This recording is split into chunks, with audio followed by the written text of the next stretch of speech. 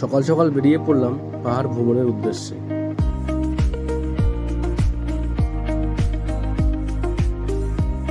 আজকে আমরা যেখানে যাচ্ছি সেই জায়গাটির নাম হলো তাকদা।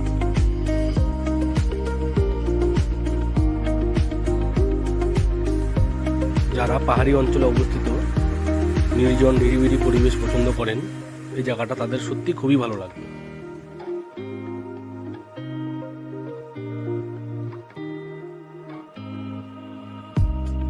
আমরা এখন মাটিগাড়া হয়ে যাচ্ছি। মাটিগাড়া বালাসন ব্রিজ পার করে খাপরাইল মোড় থেকে বাঁ হাতে রাস্তা ধরে নিতে হবে।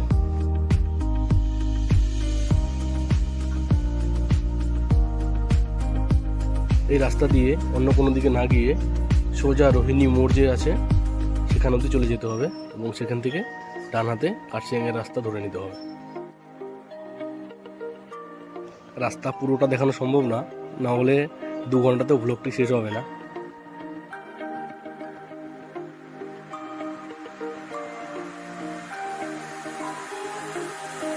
এই রোহিণী রোডে ঢোকার পর থেকে আমাদের শুধু উপরের দিকে উঠে যেতে হবে। এখান থেকে শুরু পাহাড় চড়াই।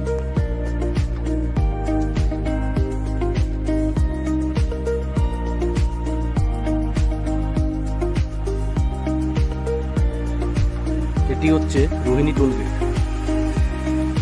তবে এবারে সে একটি নতুন নিয়ম দেখলাম, যা আগে কখনো দেখিনি, যে বাইক থেকেও টোল নেওয়া হচ্ছে, পার হেড 5 টাকা করে। যাই হোক, যেহেতু নিয়ম দিতেই হবে। আমরা রোহিণীর মহেশ রেস্টুরেন্টে কিছু একটু খাওয়ার জন্য দাঁড়িয়েছিলাম। আপনারা চাইলেও এখানে দাঁড়াতে পারেন। এখানকার খাবার খুবই ভালো এবং রেস্টুরেন্টের ভিতরটাও খুবই পরিষ্কার, এবং ব্যালকনি থেকে আপনারা পাহাড়ের ভিউ দেখেও খেতে পারবেন।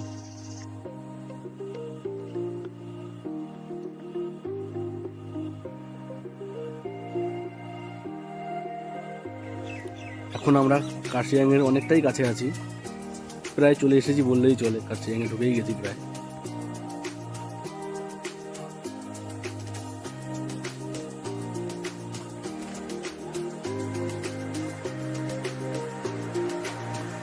এই যে রাস্তার ডান হাতে আপনারা একটি ট্রেনের রাস্তা দেখতে পাচ্ছেন। আসলে এটি হলো টয় ট্রেনের রাস্তা। শিলিগুড়ি থেকে দার্জিলিং অবধি আপনারা চাইলে টয় ট্রেনে এসেও ঘুরে যেতে পারেন।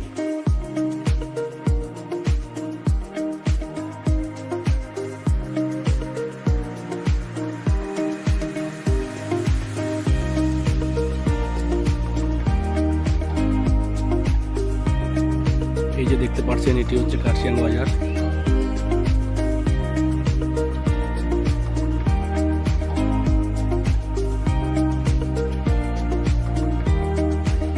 কার্শিয়াং থেকে আমাদের দার্জিলিং রোড ধরে এগিয়ে যেতে হবে।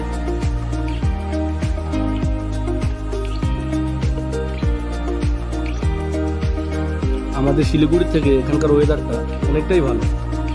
যত এগিয়ে যাচ্ছি মনে হচ্ছে টেম্পারেচার নিচের দিকে নেমে যাচ্ছে।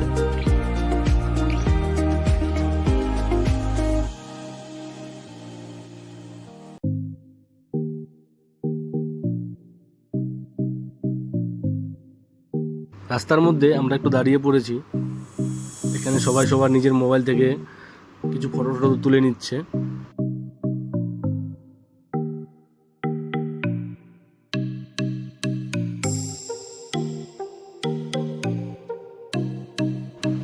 এখানকার ওয়েদার দেখে মনে হয় যেন ডিসেম্বর না হয় জানুয়ারি মাস চলছে। মনেই হচ্ছে না যে আমরা এখন জুন মাসে আছি।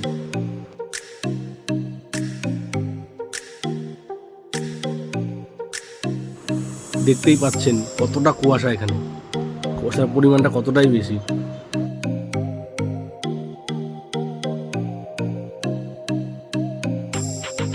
এখন আমরা সোনাডা ট্রেন স্টেশনের সামনে দিয়ে এগিয়ে যাচ্ছি।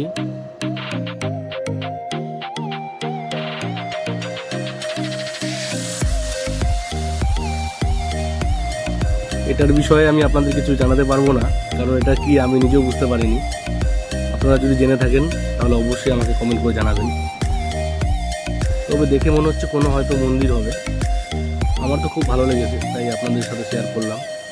আপনারা যদি জেনে থাকেন তাহলে অবশ্যই জানাবেন আমাকে।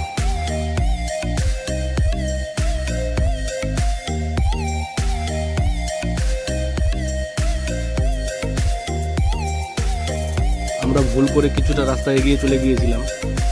তো আপনারা যখন শিলিগুড়ি থেকে আসবেন তখন এই জোর বাংলো থেকে ডান হাতে যে রাস্তাটা আছে এই রাস্তাটা ধরে নেবেন। আমরা এই রাস্তাটা না ধরে আমরা সোজা চলে গিয়েছিলাম দার্জিলিংয়ের দিকে। আমরা এখানে একটি দোকান দেখে দাঁড়িয়েছি একটু চা খাওয়ার জন্য, এবং যারা যারা সোয়েটার পরেনি জ্যাকেট সোয়েটার পরার জন্য দাঁড়িয়েছে, কারণ এখান থেকে অনেকটাই ঠান্ডা শুরু হয়ে গেছে।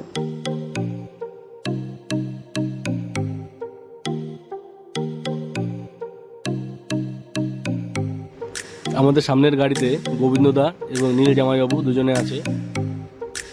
ওরাও ভিডিও করতে করতে এগিয়ে যাচ্ছে, আর ভিডিও করবেই না বা কেন, এত সুন্দর পাহাড়ি পরিবেশ দেখার মতন একদম।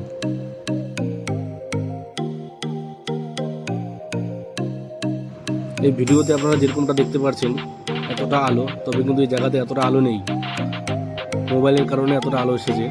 সামনাসামনি যদি দেখেন আপনারা বুঝতে পারবেন জায়গাটাতে অনেকটাই অন্ধকার। এখানে মোবাইলের লেন্সের কারণে কিছুটা পরিষ্কার হয়ে গেছে।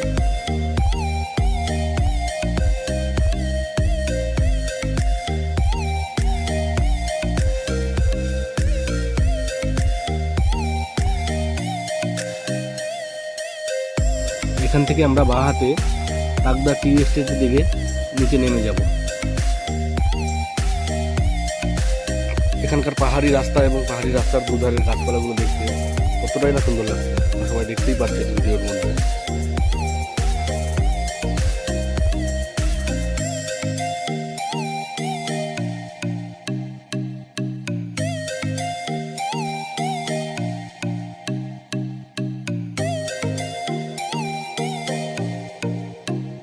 এই পথ দিয়ে নিচে নামার সময় বৃষ্টি শুরু হয়ে গেছিল, সে কারণে আমরা রেইনকোট পরে নিয়েছি। এবার রেইনকোট পরার পর রেইনকোট পরে আবার এগোতে হবে পথ, কারণ সন্ধ্যা হয়ে হয়ে আসছে।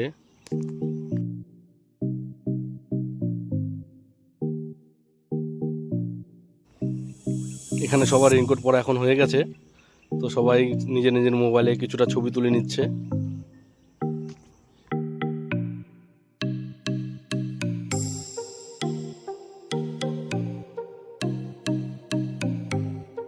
এখন আমরা পৌঁছে গেছি লামাহাটা নওয়াং হোমস্টের সামনে।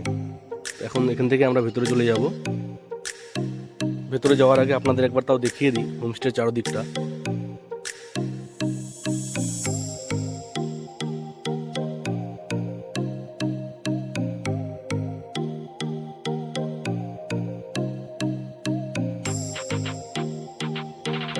আমরা এখন রুমের ভিতরে চলে এসেছি।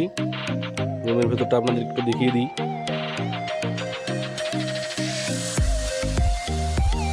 এখানকার রুমগুলো এবং বাথরুমগুলো খুবই পরিষ্কার, আপনারা দেখতেই পাচ্ছেন ভিডিওতে। তার থেকেও বড় কথা হলো এই হোমস্টের মালিক এবং এখানকার স্টাফদের ব্যবহার তুলনা নেই। আপনারা না আসলে বুঝতে পারবেন না, আপনারা যদি কখনো আসেন এখানে তাহলে বুঝতে পারবেন এখানকার মালিক এবং স্টাফদের ব্যবহারটা কত সুন্দর। সন্ধ্যায় আমাদের জন্য পাঠিয়েছিল লাল চা এবং ভিজ পকোড়া। লাল চাটা অ্যাকচুয়ালি আমরাই বলেছিলাম, দুধ চা খাবো না বলে। সকাল সকাল আমরা বেরিয়ে পড়লাম হোমস্টের আশেপাশের এলাকাটা ঘুরে দেখার জন্য।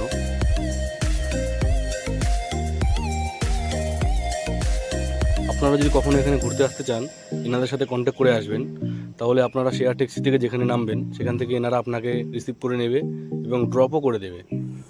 এবং শুধু তাই নয়, এনারা খুব কম খরচে সাইট সিন করার জন্য গাড়িও দিয়ে থাকে। এখানকার ওয়েদারটা এত সুন্দর যে এখানে আসলে পরে আপনাদের ফ্যান, এসি কিংবা ফ্রিজ কোনো কিছুর দরকার পড়বে না। আপনারা ভিডিওতে দেখতেই পারছেন এই সময়ে কতটাই না কুয়াশা।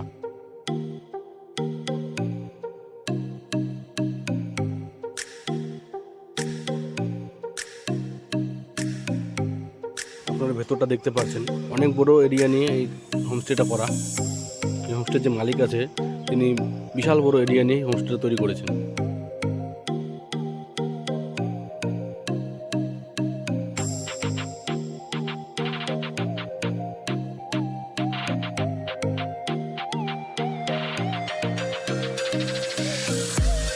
আমরা এই হোমস্টে ছেড়ে এখন বেরিয়ে যাচ্ছি তিনচুলে যাওয়ার উদ্দেশ্যে। তবে চলার শুরুতে আমাদের একটি মস্ত বড় ভুল হয়ে গেল। আমরা এখানের একজন স্থানীয়কে জিজ্ঞাসা করেছিলাম যে এই রাস্তাতে যাওয়া যাবে কি না। তবে তিনি বলেছেন ঠিকই, তবে হয়তো ওনার বুঝতে একটু ভুল হয়েছে, আমরা বাইক নিয়ে যাব, সে কারণে হয়তো উনি সে কথাটা সেভাবে বলতে পারেনি। উনি ঠিকই বলেছেন। এই রাস্তাতে যাওয়া যাবে, তবে এই রাস্তা থেকে যাওয়া তো যাবে, তো রাস্তার কোয়ালিটিটা কি আছে সেটা উনি বলেননি। এই রাস্তার কোয়ালিটিটা একদমই খারাপ। আমাদের কিছু কিছু জায়গা তো আমাদের গাড়ি থেকে নেমে হেঁটে যেতে হয়েছে। এটি হচ্ছে তাগড়া ইকো পার্ক। তবে এখানে একটি মজার বিষয় হয়েছিল আমাদের সাথে। এখানে টিকিট কাউন্টার আছে, টিকিট কাউন্টার থেকে আমরা টিকিট কেটেছি, তবে টিকিট চেক করার মতন কেউ ছিল না। আমরা ঢুকে গিয়ে ভাবছি আমরা টিকিট কেন কাটলাম। তবে হ্যাঁ, আরেকটা বিষয় যেটা দেখলাম, যখন আমরা বেরোনোর সময় দেখলাম একজন টিকিট চেক করার জন্য বসেছে। তবে আমাদের টিকিট চেক করেনি, তবে তারা যখন নতুন লোক ঢুকছে এখানে তাদের টিকিট চেক করছে। আমাদের সময় হয়তো সে কোথাও খেতে গেছিলো হয়তো, কিংবা বাথরুম যেতেও পারে। তো যাই হোক, এখানকার টিকিট মূল্য 20 টাকা করে পার হেড।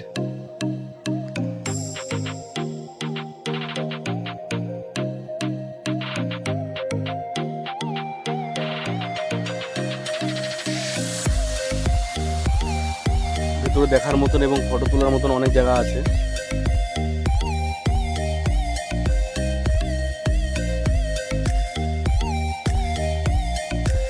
এখানে আমাদের সবাই খুব মনোযোগ সহকারে মোবাইল দেখছে, ক্যামেরা নিয়ে রেডি একদম ফটো তোলার জন্য।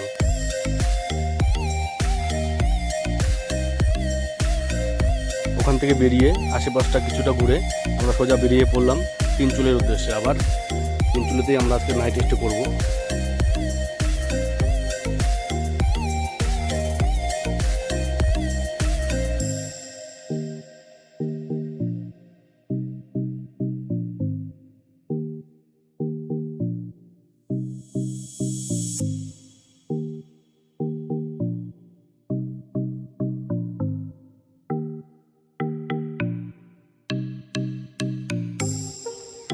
এখন আমরা পৌঁছে গেছি রাই রিসোর্ট অ্যান্ড ভিউ পয়েন্ট নামে একটি সুন্দর রিসোর্টে। আকাশ পরিষ্কার থাকলে এখান থেকে খুব সুন্দর কাঞ্চনজঙ্ঘার ভিউ পাওয়া যায়।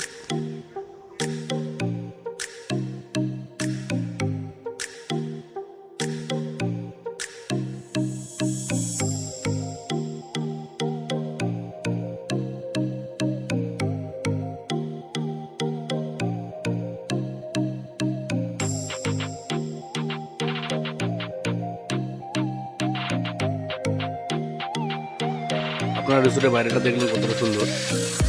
বাইরের থেকে রুমগুলো দেখতে যতটা সুন্দর, ভেতর থেকে ঠিক ততটাই সুন্দর। আপনাদের পুরোটাই দেখাবো আমি।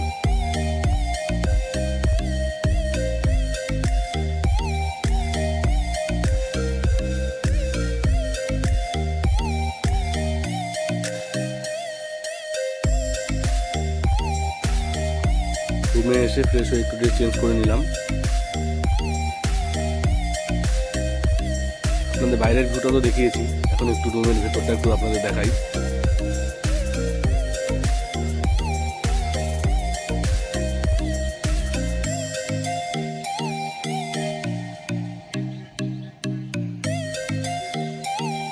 রুমের ভেতরটা দেখতেই পারছেন কতটা পরিষ্কার, এবং ভেতর থেকে বাইরের ভিউয়ের খুব মজা নেওয়া যায়। বাথরুমটা দেখতে পাচ্ছেন কতটা পরিষ্কার। এখানে গরম জল এবং ঠান্ডা জল দুটির ব্যবস্থা আছে। এখন আমরা চলে এসেছি খাবার খেতে রিসর্টের কিচেনের থেকেও বাইরের খুব সুন্দর ভিউ পাওয়া যায়। সবাই বসে পড়েছে খেতে, আমিও বসে পড়বো এখন।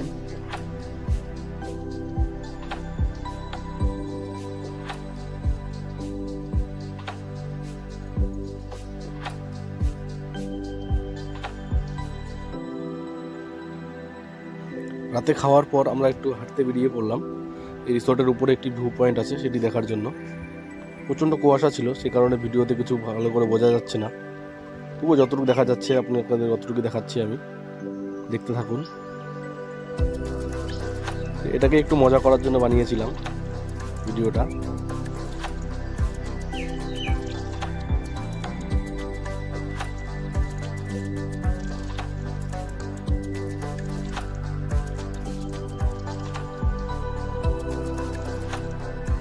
রাতে যে ভিউ পয়েন্টটি আপনাদের দেখিয়েছিলাম সেটাকেই দিনের বেলা একটু দেখিয়ে দিচ্ছি।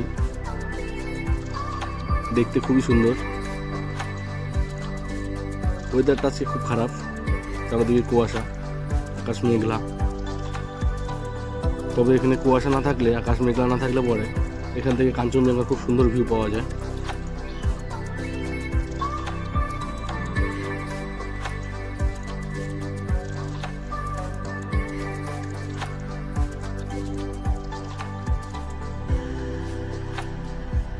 এখানকার ভিউ এবং রিসোর্টের খাওয়া দাওয়ার কোয়ালিটি খুব ভালো।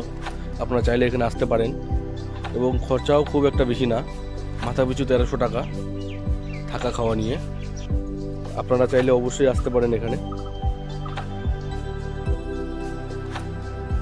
এই রিসোর্টের আশেপাশেও অনেক ঘোরার জায়গা আছে, তবে ভিডিওর মাধ্যমে তো সবটা দেখানো সম্ভব না, কারণ ভিডিওটা তাহলে অনেক বড় হয়ে যাবে।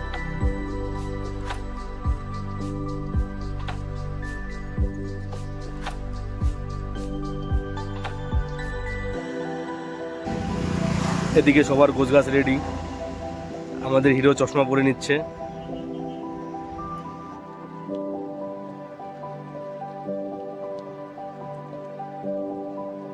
দুদিন যে কিভাবে কেটে গেল কিছু টেরই পেলাম না, মনে হচ্ছে এই এলাম আবার এই বাড়ি ফিরে যেতে হচ্ছে।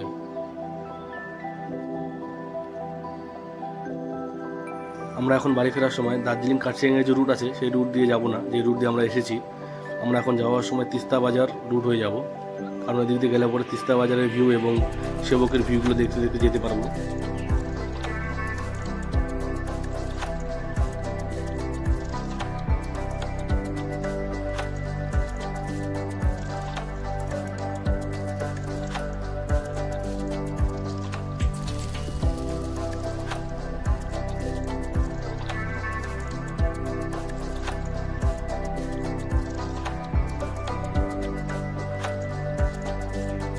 এই রোডের ট্রানগুলো দেখার মতন, একদম অবাক করার মতন যাকে বলে আর কি। যারা না এসেছে এই রাস্তায় তারা বলতে পারবে না কখনো, যারা এসেছে তারা জানবে।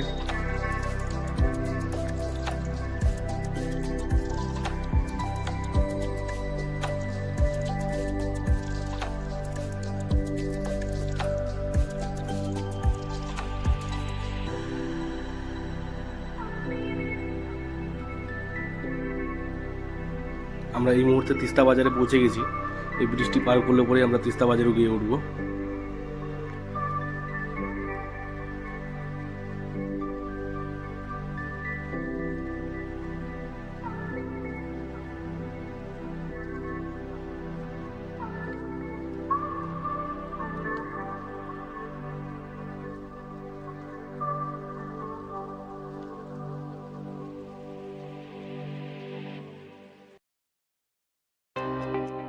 আপনারা সবাই জানেন সিকিম থেকে এই তিস্তা নদীর উপর যে হরপাবানের সৃষ্টি হয়েছিল সেটি তিস্তা বাজার এলাকার উপরে সবচেয়ে বেশি ক্ষতি করেছিল। আপনারা দেখতেই পাচ্ছেন ক্ষতিগ্রস্ত এলাকাগুলোকে কতটা ক্ষতি করেছে। এখানে ঘর বাড়ি সব ভেঙে নদীতে পড়ে গিয়েছে।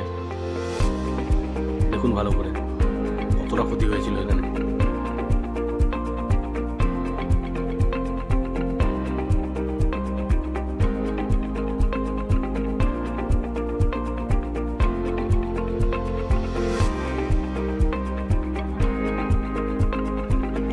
এই বাজারের মধ্যে খুব সুন্দর শাকসবজি পাওয়া যাচ্ছিল, একদম টাটকা টাটকা পাহাড়ের সবজি। সে কারণে সেগুলি আমরা একটু নিয়ে নিলাম বাড়ির জন্য। দেখতেই পাচ্ছেন কত সুন্দর দোকানগুলো।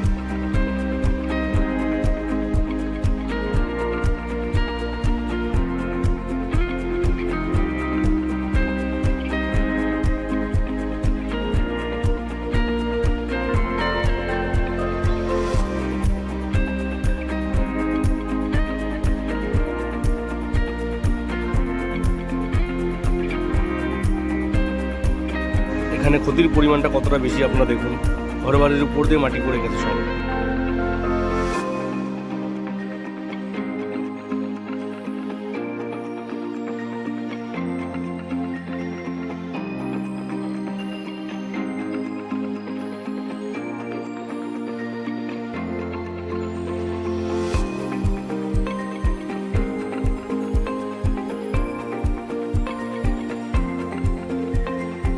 আলিঝরা পৌঁছতেই আমরা খুব বৃষ্টির কবলে পড়ে গেলাম।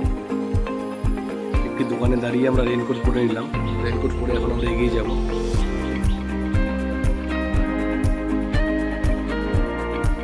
আমরা এখন সেবক করোনেশন ব্রিজের সামনে পৌঁছে গেছি। দেখতেই পাচ্ছেন রাস্তার বাঁ হাতে, যেটাকে সেবক বাঘপুর বলে অনেকেই চেনে।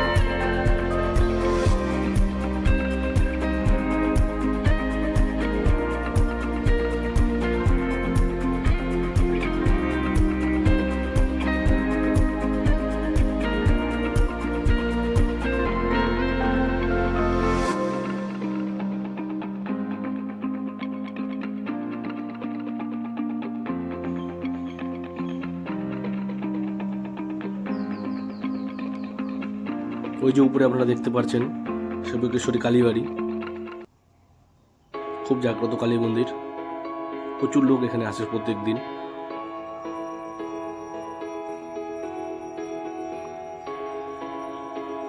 এবং একটু এগিয়ে গিয়ে দেখবেন বাঁ হাতে রাস্তার উপরে, অনেকটা উপরে মহাদেবের মন্দির, শিব মন্দির বলে যাকে।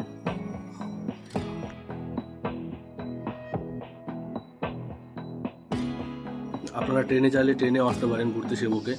শিলিগুড়ি জংশন থেকে সেবকে অবধি আপনারা টিকিট পেয়ে যাবেন ট্রেনের। এনজেপি রেল স্টেশন থেকেও পাবেন। এখান থেকে আমরা চাইলে ঘুরতে আসতে পারেন।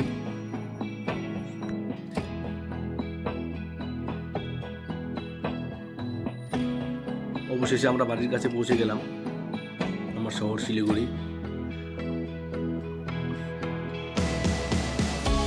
এই নৌকাঘাট মোড়টি দেখলে পরেই মনটা ভরে যায়। সকলকে অনেক ধন্যবাদ ভিডিওটি দেখার জন্য। সবাই খুব ভালো থাকবেন। খুব তাড়াতাড়ি দেখা হবে আবার একটি নতুন ব্লগে। তখনের জন্য